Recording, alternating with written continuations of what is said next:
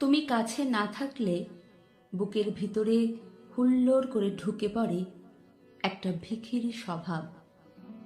মনে হয় এই ঘর আমার নেই, এই আকাশ আমার নেই, রাস্তা, মাঠঘাট, কোথাও যাবার তাড়া, এসব কিছু অন্য মানুষের, আমার জন্য কোথাও কিছু নেই।